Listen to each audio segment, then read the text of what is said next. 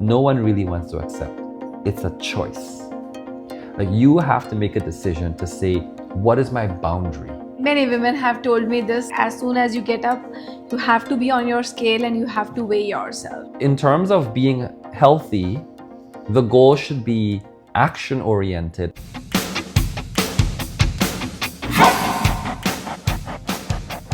People who struggle with weight have normalized bad behaviors. Even if it took you 10 years to gain the weight, you can lose it in 1. Most women who struggle with weight, they don't do 2 things. Yes. So do you feel it's a big problem? I wasn't ready for this question.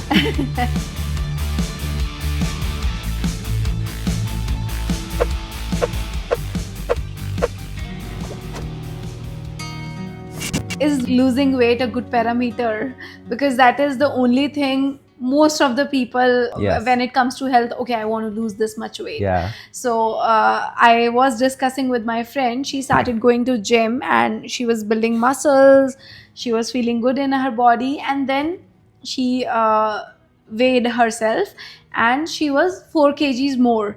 And she was like, literally all my joy went down. So then she said, I literally threw my weighing scale.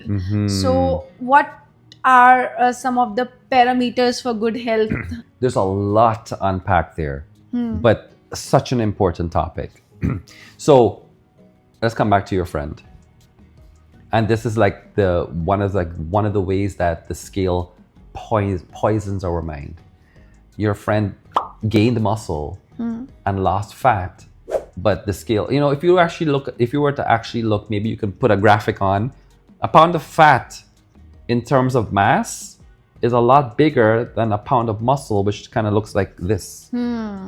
Fat would look like this. 1 kg cotton and 1 kg iron, almost. Correct. That, yeah. Same weight. But think about how that would look on your body. Multiply that by 10 kgs, right? And so women have become so obsessed with the number. There are a couple of things I ask, a few things. I say, would you rather lose 5 pounds but look, or let's say work in kgs, would you rather lose 5 kgs but look like you lost 20 kgs?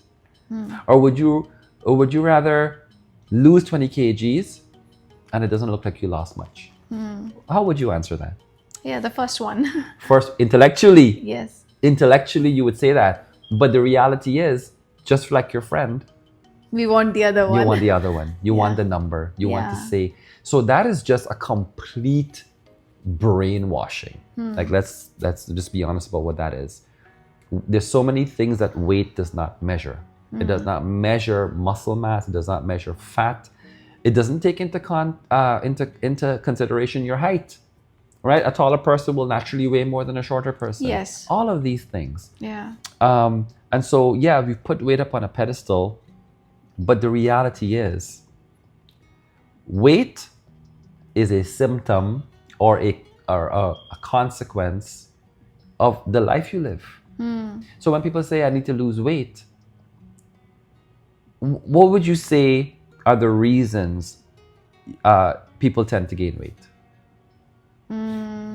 Sedentary lifestyle, I think top. Yeah. Hormonal imbalance can be the other one. Bad food habits. Sleep. Stress. Sleep, stress. You named 5 things. But when it comes to weight loss, we say, what do I eat? What do I not eat? Not eat. Calorie count and all those Right. fads. Yeah. Right. We don't factor in exercise. We don't factor in sleep. We don't factor in stress management. Right. We don't factor in supplementation or whatever it is. We just focus on calories in, calories out. But our weight, it really is a reflection of the life we live. Yeah. So, and then the other thing is, if somebody says 20 kgs overweight, did that person gain the weight in 3 months? No. 4? No, more like 3 years. That's the reality. Yeah. The weight gain is very slow, and it creeps up, and we don't notice until we put on a shirt or something that we haven't worn in a long time, and then we notice. So why do we expect that the weight should drop so quickly? Yeah. Right? And then the other thing is, by focusing only on weight, we're actually only focusing on a symptom. Yeah. If someone is struggling with their weight, it is very likely that there are many lifestyle issues within that person's routine that need addressing. But then they're going to go, so let's say, take for example, a woman who's a mom and she also works, so a busy life, doesn't meal prep, doesn't exercise. So she comes home tired, too tired to cook anything, maybe grabs some takeout, has a stressful day at work, had a hard time putting the kids down at night. So after she eats, she just wants to veg out, decompress. She should go on the treadmill or should do a little workout, but I'm so tired, I'm just going to relax. So you eat all this high fat, high sodium saturated food, and then you go plop yourself on the bed or the couch. And how do we feel when we wake up?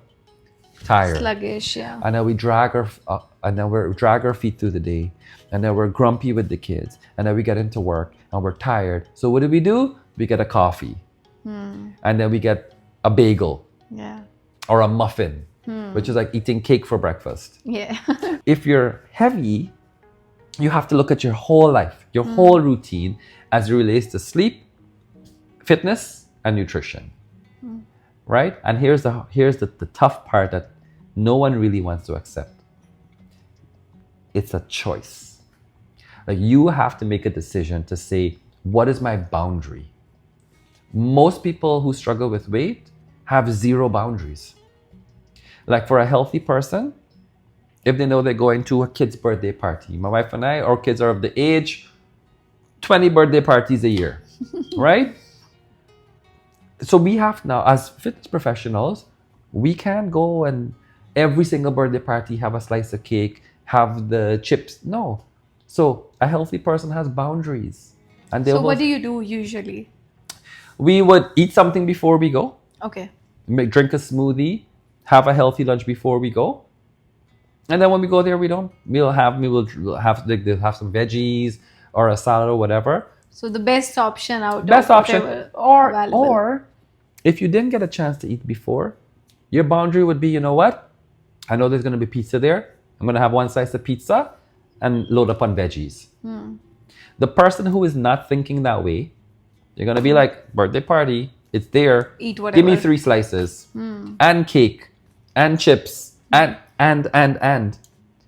But the person who cares, who's really mindful, will say, okay, I'm going to allow myself this slice of pizza. Maybe allow myself a slice of cake. When I go home, I'm going for a walk. Right? It's very, very subtle. Yeah. You know, even boundaries at home in the middle of the week. My boundary is, I'm not buying takeout more than once a week. Right? I try to do the same. Yeah. But what is that? But you see, this is a good talking point. If you say that you're only going to buy takeout once a week, what does it mean? It means that you have to be prepared. That means you actually have to dedicate time to figuring out your menu, what you need, ingredients, go to the grocery store, buy the groceries, prep it. And to really reverse the weight gain, those habits need to be normalized. Like, that's really what it is. Yeah. Many women have told me this. As soon as you get up, you have to be on your scale and you have to weigh yourself. Yes. So what do you think should be the alternate if I want to measure my progress? What can be the parameters? First, I don't have an issue with someone weighing themselves every day. In fact, I weigh myself when I wake up and when I go to bed, just to observe, just to see how my body responds to certain food, whatever, things, right? Yeah. But I'm not living and dying if I gain a pound or 2 pounds or whatnot. But you have to look at the non-scale markers of progress. More important than the weight, if you want to know if you're on the right track, how do your clothes fit? Are your clothes fitting better? Right? How's your energy? Do you have more energy? Are you getting up and down the stairs without losing your breath? Yeah. How is your mood? Right? Are you feeling a little bit more optimistic, more positive, feeling better? If say you're exercising, you might notice that you start sweating faster. That's actually a great sign because it's showing that the body is learning that, oh, Kritika is exercising. We need to get into exercise mode faster. Oh, so I mean, if I sweat faster, it's a good sign? Yeah. Okay. Yeah, you might notice in the beginning you didn't sweat. Yeah. And then as you keep going, you start sweating faster. Great sign, Okay. right? Even your appetite. Like you'll notice that maybe your taste for certain foods are changing. Maybe you don't want something. Cravings will go. Exactly. Yeah, that's But the same. With exactly. You. But because we're such visual creatures, all of that sounds great. But people will say, yeah, but the scale. Yeah. Yeah, but the scale. Our weight is never a single number. Yeah. If you got up in the morning, you weighed yourself. And then you weighed yourself at noon. And then you weighed yourself in the evening. And then you weighed yourself at the end of the day. It would have 4 different numbers. Yes. It might be small. Yeah, but there's a variation. It'll be 0.2, 0.5. Sometimes it'll fluctuate a lot. Actually, people who are heavier, their weight tends to fluctuate more. Someone's weight can fluctuate up to 10 pounds in a day. Oh, wow. For the average person. So for me, my weight, and I'm not a heavy person, my weight can fluctuate up to 4 or 5 pounds in a day. So what does that say? Oh, weight is never a single number. And so with that logic, then for all the women who are obsessed with the scale, they'll jump on the scale in the morning and say, oh, great, I'm doing a good job. And then they'll jump on the scale in the afternoon and say, oh my God, I'm failing. Yeah. Right? We're a range. So let's address the want. We want to lose weight, right? So if you want to know if the weight loss is actually working, you have to look at your range. So for example, say somebody weighs 80 kgs, that's their normal weight, and they want to get down to 70 kgs. You'll notice that you have a high end and a low end. Yeah. Sometimes you might weigh 81, 82 kgs. Other times you might weigh 79, 78 kgs. So now you start exercising, you're eating healthy, you're sleeping better. You have to look at how the range goes down. It doesn't mean that your weight will never go back up. It just means that now you notice that your lower range is like 76, 77. And your high range now is 80, 81. But you're never going to 82 or 83. That means you're trending down. Another few weeks, maybe the low end now you're noticing some days you're seeing 75. And then you're noticing, you know what? My high end now is 79. I haven't actually seen 80 kgs. But the mistake we make is one time we weigh in and we see 70, 75. You're like, yes. Yeah. Next time like maybe 3 days later, maybe whatever, you had to go somewhere, you had to eat, whatever. Next day you see 79. You're like, oh my God, why is this happening? But range. When was the last time you saw 83? Yeah. You're still, even on your heaviest day, you're still 4 or 5 kgs less than you were 2 months ago. Yeah. But the problem is, when we see the 75, we say, yay. We see the 79, we say, oh no. And then we see the 79 and we go, oh my God, I failed. I quit. But you were succeeding. Yeah. Right? You were succeeding. So we have to stay the course. And, a lot of this is conditioning. Yes. I've heard so many people say, oh, I like my bread and I like my this, I like my rotis, whatever it is. We've been conditioned to like it. And I'm not demonizing food. You can have what you want once in a while in moderation. But if your goal is to be a healthy weight, you have to educate yourself about food. The other side to the equation that we didn't talk about is that we want instant results. Yes. It might take us 10 years to gain. This is like the whole, we as a generation is moving toward instant gratification, and one thing is social media, right? Huge. Everything is on the fingertips. Yes. And then, people, coaches and supplement companies and fitness companies will show these amazing transformations. Yes. And they'll say, this person lost this much weight and made such a transformation in 6 weeks, in 8 weeks. So then now we're thinking, well, it must be possible for me. Yeah. Not to say that they're lying, but there are exceptions. A lot of weight struggles, when you get to the core of it, there's a lot of confidence issues, self-worth issues. For a lot of women, there's abuse, neglect, bad marriages, toxic relationships, a lot of things that don't show up in the fitness world, but are very, very big players in how a woman's relationship with food is formed. And I will say this, because I don't want any woman looking at this to feel like I'm wagging my finger. I totally understand, because here's the thing. For a lot of us, men and women, if we don't have good relationships, we don't have good friendships, we don't have like a good sister or brother or friend to talk to, and something traumatic happens, something really devastating happens to us, and we don't have a single person to turn to, what do we turn to? Food. Food, yeah. Why?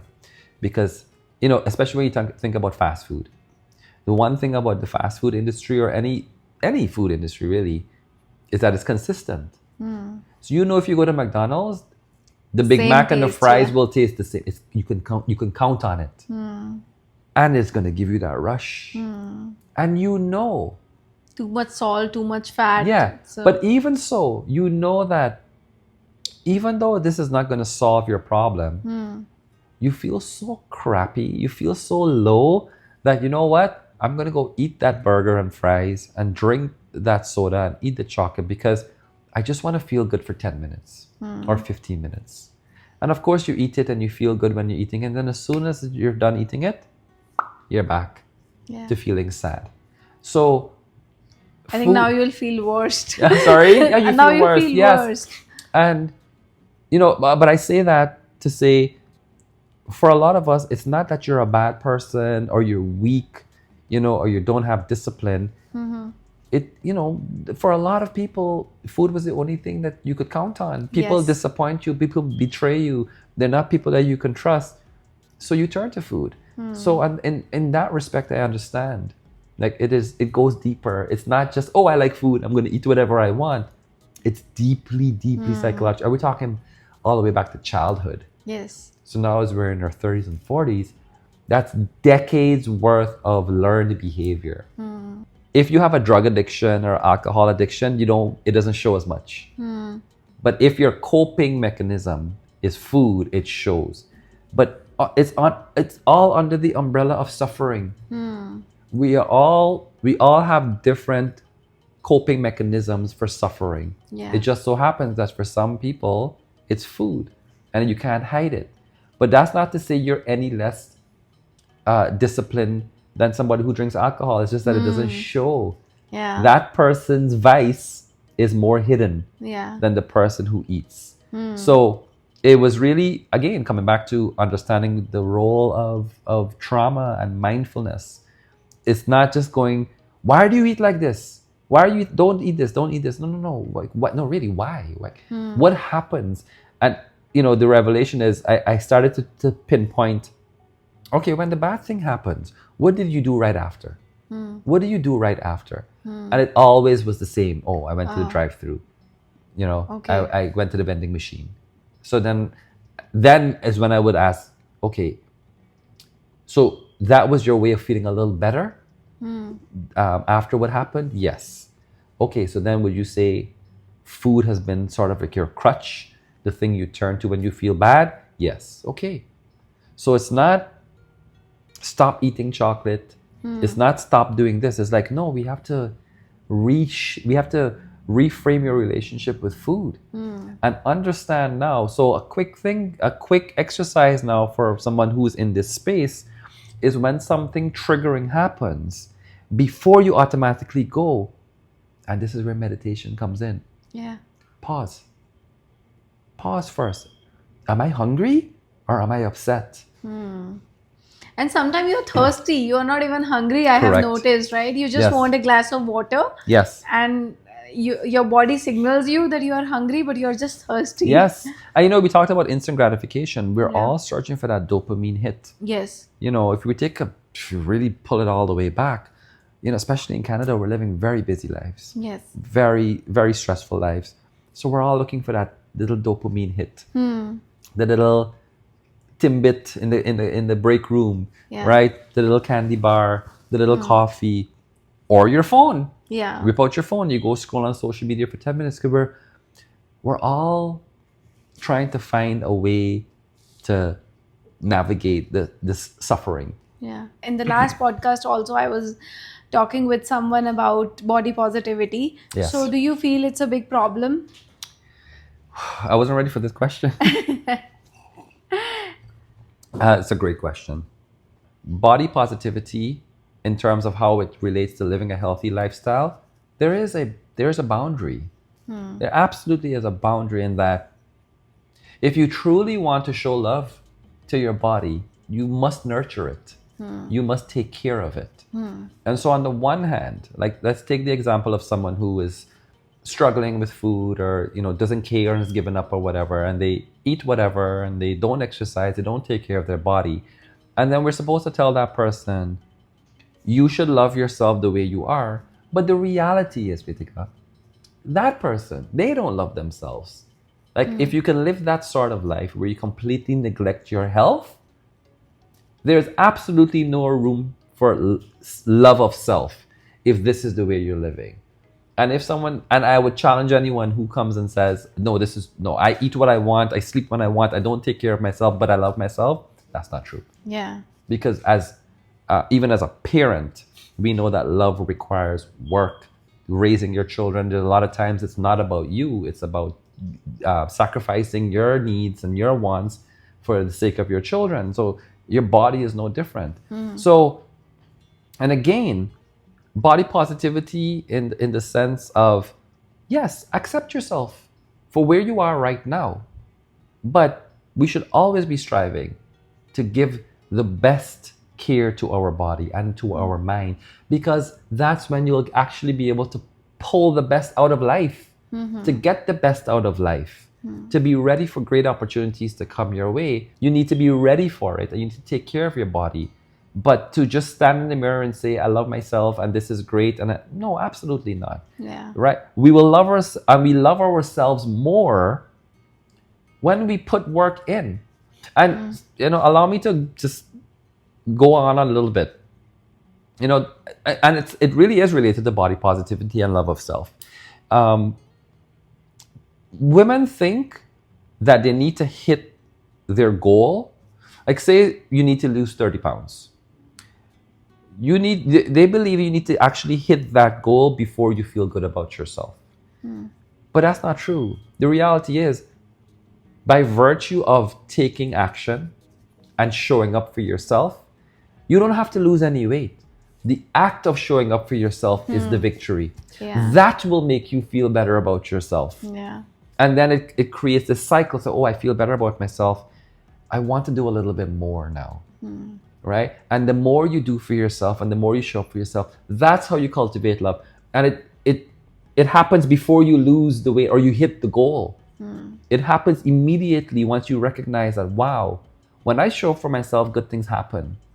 Yeah. And I am the architect of my life, and I can make these things happen if I continue to show up for myself.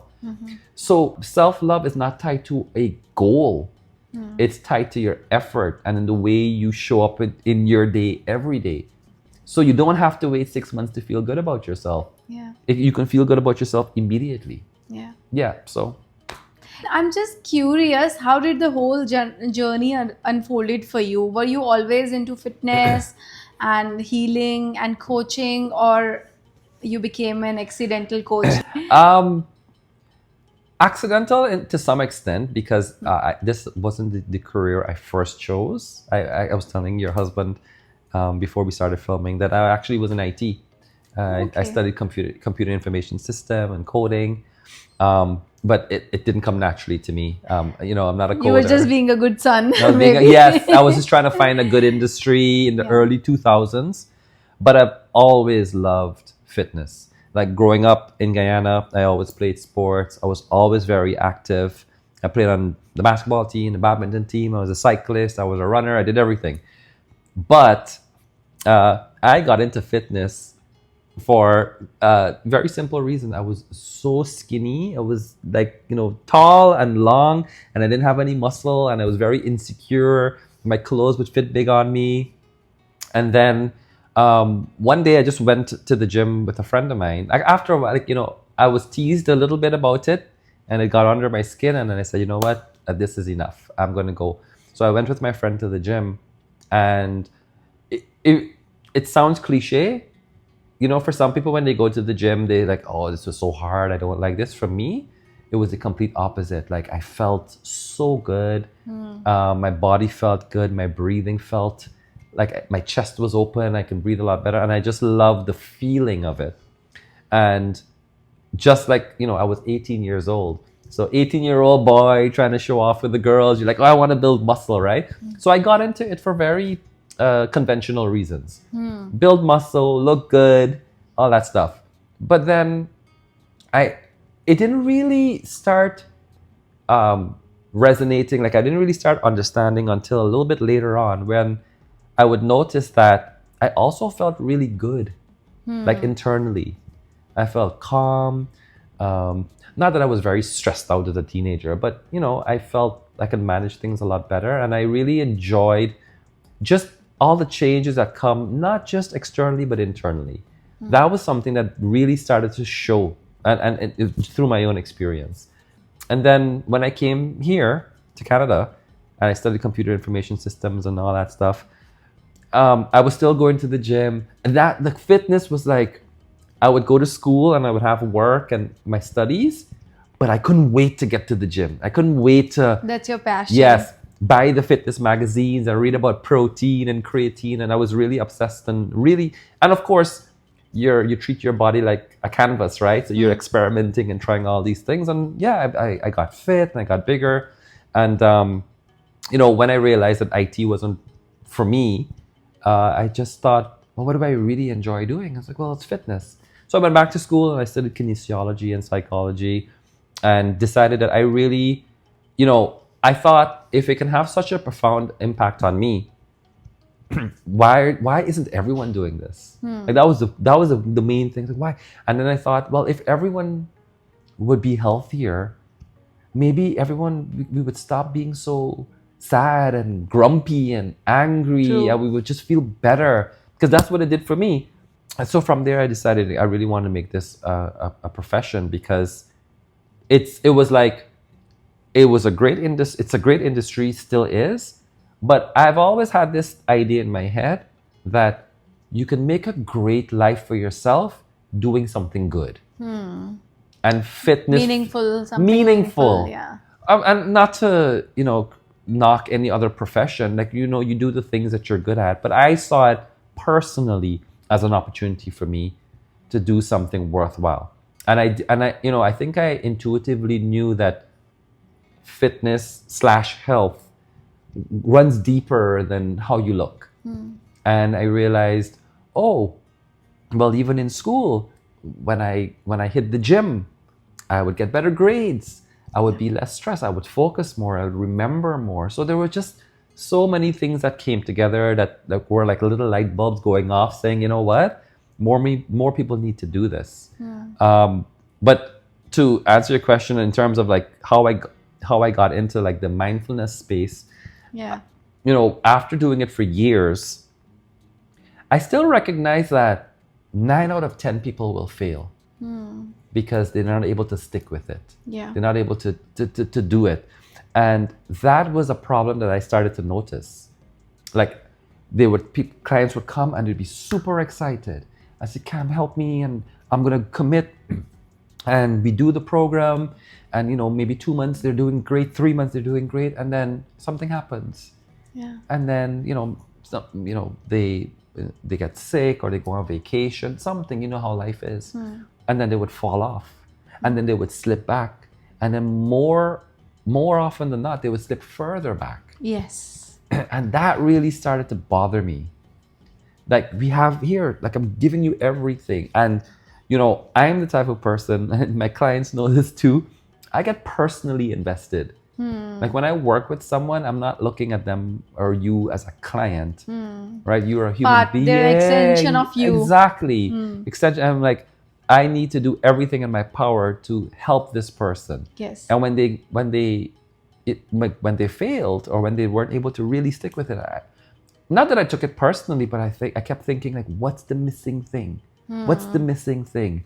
The failure feels so personal. Yes. I feel like I let them down. Yes. And as I got older and I started my own family, and my life started to mirror what my clients, because I started young. I was in my early 20s.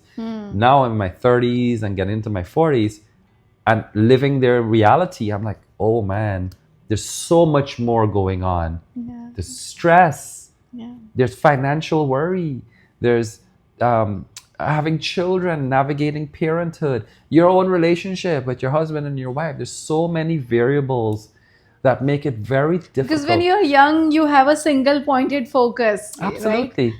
Yeah. And that was the question that sort of answered itself when I thought about, well, why is it so easy for me? Well, yeah, you didn't have any responsibilities when you were younger. Now you have, by that time, I was running the gym. So I had a business to run, a young family. You want to be there for your children. You have to worry about your bills and all that stuff. And it really boiled down to sort of like a simple statement. People have too many things going on in their lives, which make it really hard for them to stay focused Yes. on the goal of being healthy. So then, and this is during COVID, I pulled out a whole bunch of whiteboards and I stuck them on my wall. My wife is still mad at me because there's dings on the wall. And I wrote and I said, let's see if we can reverse engineer this problem and say, okay, I can't focus. And I say, okay, how do we get someone from like being lazy, tired, no energy, doesn't eat healthy, doesn't exercise? How do we get this person to focus on the goal? And then I said, well, okay, let's see how we can figure this out. So what are the 3 things that everyone knows they need to do to be healthy? They need to exercise, be active, move. Yes. Right? They need to eat mindfully, right? And they need to get good sleep. Those are the 3 habits. And then we say, okay, well, what's stopping you from doing these 3 things every day? Well, they'll say, well, I'm just not consistent. I might do it for 2 months, but then I can't stick with it. Yeah. And we say, okay, so that's the second part. Okay, so it's not that you don't know what to do. It's just that you're not consistent. Okay, so why are you not consistent? And then when you think about it some more, you say, well, I plan to do these things, but something always comes up or I get distracted. I plan to go to the gym, but then I end up staying later at work, and then I miss my opportunity. I plan to come home and cook some food or whatever, but I got tired. I had to do some stuff with the kids, so we just do some takeout. Yeah. So it's okay. I get distracted. So okay, then why are we distracted? So then we say, okay, well, I'm not focused. Yes, I have plan A, but I always slip away from plan A and do something else. That means I'm distracted, which means I'm not focused. And then the question is now, so how do you, what's happening when we say we're not focused? And then to me, it seemed clear that we don't know how to manage our attention. Our attention is everything. If we focus on something, that's where our energy will go. And that's what will manifest in our lives. But the problem is people don't know, including myself sometimes, what we want. One day we want one set of things and next day we want a different set of things. Do you think that is one reason? I think that's also another symptom of distraction, of not really taking the time. One of my friend was telling me, whatever I want, I know it'll manifest, but my goals are not clear. One day I want one set of things, next day I know I want another set of things. So he don't know what he want. But I think a lot of times when we talk about goals, we think about a tangible thing. Yeah. But in terms of being healthy, the goal should be action oriented, as in the goal should be, I am going to be a person who sleeps 8 hours a night, who is active, who is mindful about food. Those are action oriented goals. So it's not, I'm going to be fit, I'm going to weigh this much weight or have this much weight. It's, I am going to be this kind of person. That's a more powerful goal, because it implies that you're doing the same thing every day. You're following those habits the same way every day. So, why I really resonated with you is because when I first saw your Instagram handle. You were sharing some insecurity, because I really like when people are honest and they are not afraid of sharing their vulnerabilities and where they are lacking, especially when you are in a coaching Yeah. or at the position of a teacher where people are looking upon you. Because one time, one of my friend who is also a yoga teacher said to me that, Kritika, as a teacher you should always maintain a certain distance with the students, don't Yes. get too close to them. I said, why? He said, because they look upon you, and when they discover that, okay, you have your own flaws, changes the that level of respect. But I thought, okay, maybe. But then when I sit with myself and contemplated, I felt, no, but that is not fair, right? You have to show them your true self, and there's no, you should not shy away from sharing it with Yes. others that you are also a work in progress.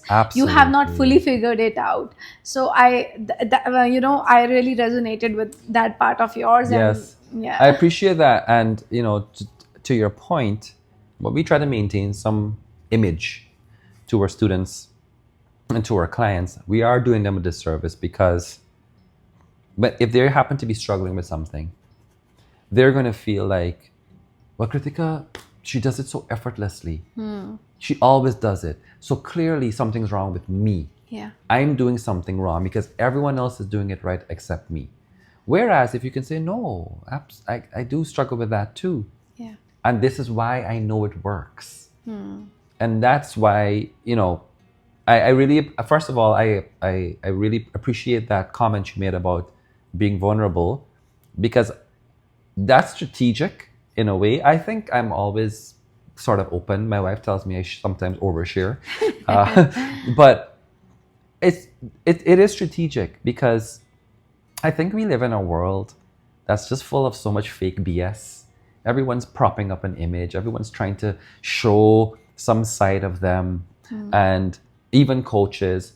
And I don't know if you're on social media, but we see quickly now, people are Yeah. being found out. Yes. The jig is up. Like, you can't maintain that false image for so long without the cracks showing. Yeah. So for me, I thought, you know what? I'm going to show all my cracks.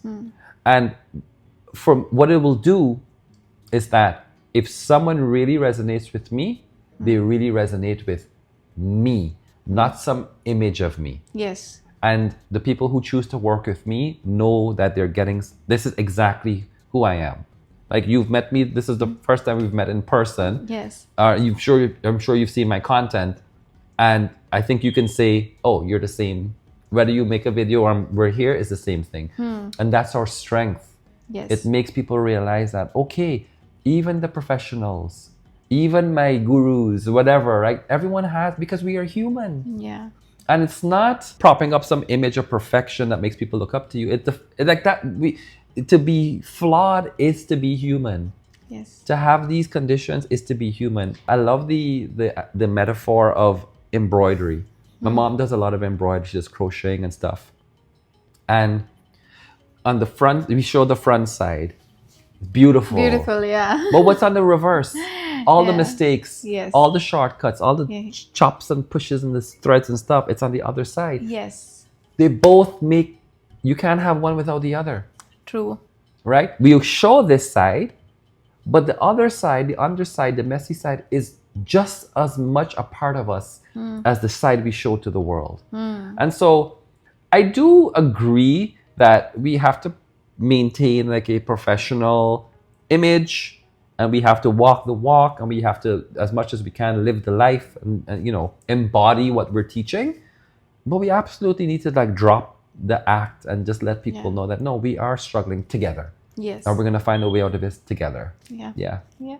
So coming back to the hot topic of weight loss, let's say I come to you for seeking help. What are the first few things that you ask? What is the process like? First thing, we go through a bit of a lifestyle audit. And we talk about sort of what you're doing on a day-to-day and week-to-week basis. Okay. So just to really figure out what's going on in your day, to find out where the trouble, the problem areas could be. So it can be, in the course of our chat, I would ask you about your sleep patterns. Like, what time do you go to bed? What time do you wake up? How long does it take you to fall asleep? Yeah. Do you stay asleep? How rested do you feel when you wake up? Because sleep is by far, I know we talk about fitness, nutrition, and sleep, and most people are all focused on fitness or nutrition, but sleep is the most important factor. Actually, sleep has a huge impact on exercise and nutrition. It has an impact on exercise because obviously, if you're not rested, you're not going to be able to push yourself. You're going to be tired. But in terms of nutrition, poor sleep actually affects the types of hormones that your brain releases.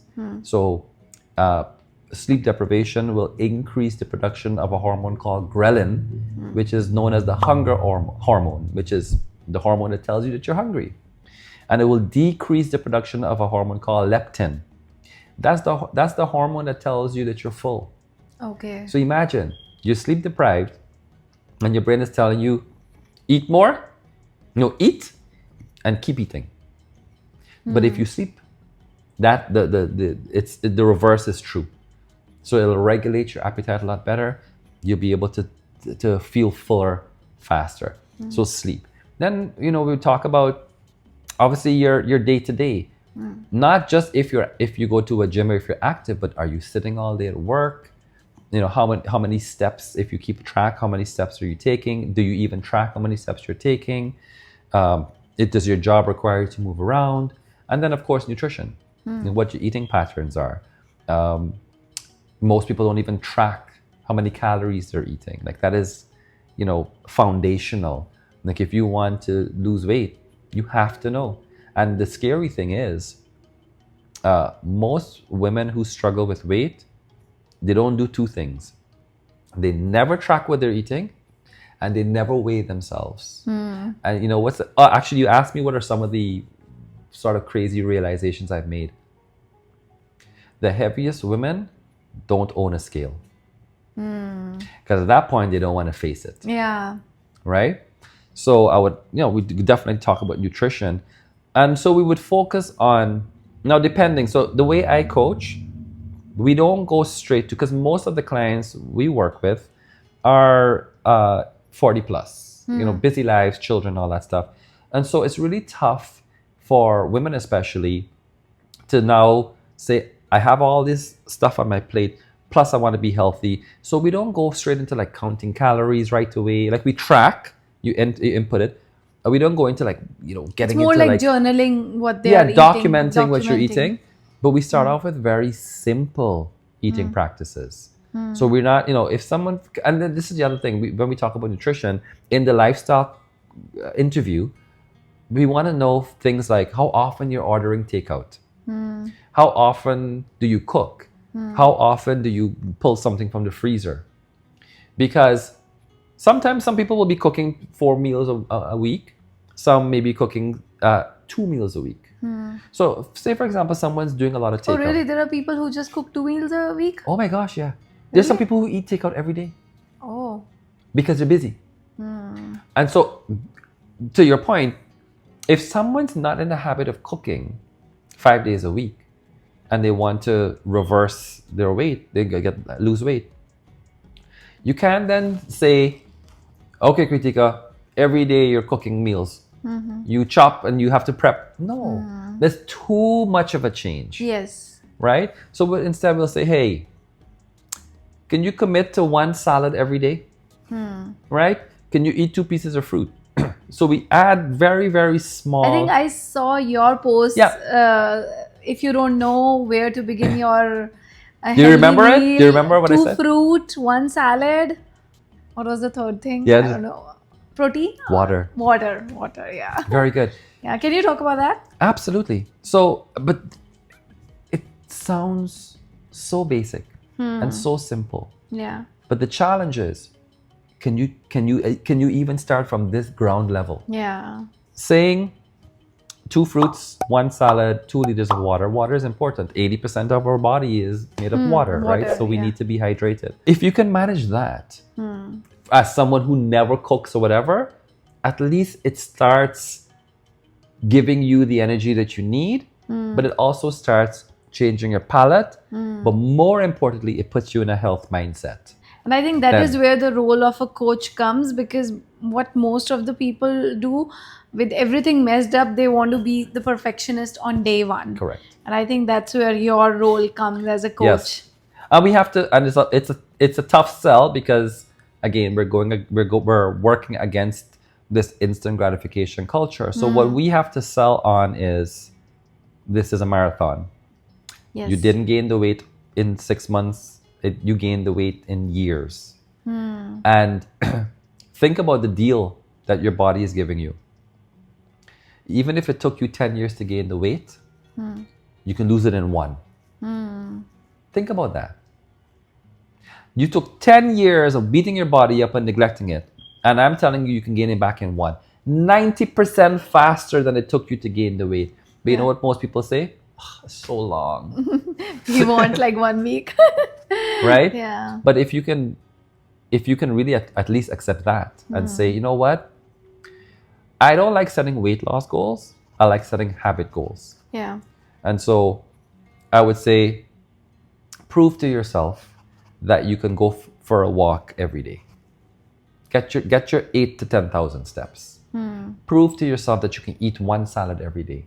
Prove to yourself that you can eat 2 apple and a banana every day. Start there. And what's beautiful about the human mind is that I don't have to do the work. You will naturally start making the shift. The thing that I'm most proud of is that clients who I check in on after years, have finished working with them, they're still maintaining. Or they would, and here's the scary truth. You are going to fall off at some point. I've had clients who've lost 70 pounds, gained back 80 pounds, lost the 60 pounds, gained back 50 pounds. It's life. Like, these things happen. Now, you don't need to fluctuate that much. But every single time, the people we've worked with had the tools to get back. And then eventually figured it out. And I think if you there. know one time you can do it organically, I mean, without following any fad diet or Yes. taking any crazy drug, you can do it again. Exactly. If I say same thing, right? If you can succeed in life once, you can do it again. And then you have that confidence, right? And it's a lot easier. So Yeah. the lifestyle questionnaire, like really looking at what you're doing on a day-to-day basis, right? Seeing where those areas of improvement are, and then just creating very simple goals. And then what happens is, once you gain momentum, you will naturally start challenging yourself more. Sometimes I tell clients, you just go take 7,000 steps every day. And then what they do? Hey, I got 10,000. Yeah. Was it hard? No. Okay, next week I'm going to go 12,000. Yeah. Our body wants it. When you're upset, instead of turning to food, go outside, get in the sun, take some fresh air, go for a walk, journal, scream into your pillow, go in your car, go for a drive, scream in the car, right? They say that if you can wait 20 minutes, if you have a craving for food or you want to go down this emotional binge, 20 minutes. If you can distract yourself for 20 minutes, the feeling will pass. Yeah. Okay. So before we sign out, I really want to ask something important. I saw a recent post where you were saying that people who need coaching the most are the people who cannot afford it. Yes. And you are coming up with a solution. So can you talk about that? Yeah. Yes. Absolutely. Everything is expensive these days. Yes. And we know that people are. And we live in Canada. And we we have a mortgage to pay. Preach. And and for those reasons, Yeah. a lot of people need the help. They need the coaching. They want to invest, but it just really is tough to afford. So my wife and I created a community where basically we have taken everything we've created over the years, all the learnings, the videos, the modules, the workouts, meal plans, everything, and we put it into a platform called School. And that way, instead of people having to pay for one-on-one coaching, we still offer one-on-one coaching, also very discounted. But if someone is on a budget, our platform, it's $2 a day. And so for $60 a month, you get access to the platform, and it's for it's not for everyone. It's for busy parents and professionals. It's for people like us who lead busy lives. So it means that it's not workouts for you to train for some competition or for some athletic event or for sports. It is for moms, dads, professionals who just want to get started and stick with it. Even though everyone's in different stages of their journey, they're still taking the same path. And so it's cool because, you know, we have community members who've been clients with us for years who are now sort of mentoring the new guys coming in, the new men and women coming in. So we're really proud of it. It's probably, I am most proud of this because, you know, as an immigrant from Guyana, growing up and having to sort of like fight and claw our way to build a decent life for ourselves up here, we know how tough it is. And, you know, like I told you in the beginning, I'm personally invested in people and I want to help everyone. And it really broke my heart in the past to, you know, see someone want to take the service but not be able to afford it. And so being able to create something like this to drive the cost down so it's accessible to everyone, I feel like is honestly one of the best things I've done with my life, and we're really proud of it. So yeah. And I have very high hopes that many people who will listen to our podcast or watch it will get to know you and they can connect with you. I'll share your YouTube and Instagram links so that they can connect with you directly. Awesome. Thank you so much. So before we close, do you have any special message? I don't know why this is one question I like to ask everyone, like any special message that you want to give to people who are with you for the last 1 hour? Don't forget to have fun. I say that because as we talked about at length, you know, where we are in our life right now, it's very challenging. Yeah. You know, financial challenges and parental challenges, relationship challenges, family challenges. There's so many things that it would be very easy for us to be walking around depressed. And I think that given that, we need to remember that we still need to have fun. We need to do things to make us laugh, to feel joy. And it doesn't matter where you are in life. If you have a husband who loves you, go have fun with him. Give him a hug, give him a kiss, do something fun together. If you have great kids, go spend time with your kids. Or if you have good friends, spend time with your friends. If you have no one in your life, but you just love being active and you love being out in nature, being outdoors, go do that. Because it's very easy for us to get lost in the mix and to go down this dark road, and it's easy for people to become bitter and resentful and sad. And so I think it's our responsibility, if we really want to honor the people who are suffering in this world, even in India, in the slums, and you know, in Guyana and all the countries in Africa, it's our responsibility to live a full life. If we really want to honor those people and we're not donating money or we're not actively working for their cause, then the next best thing we can do to honor those lives is to live our best life. Right? Is to really do exactly what they would do if they were in our shoes, which is make the most of it. Have fun, be happy. Don't walk around hanging your head and feeling guilty for what you have, but instead accept the blessings that we've been given and live a full life. We never think about it, and I am a big believer of feeling grateful for what you have. Absolutely. So have fun. Thank you so much. I gained so much from this conversation, and I'm sure many people will. So I'm looking forward to have you again. I love to. Let's do it again. Thank you so much for having me. Thank you. Thank you, Kam.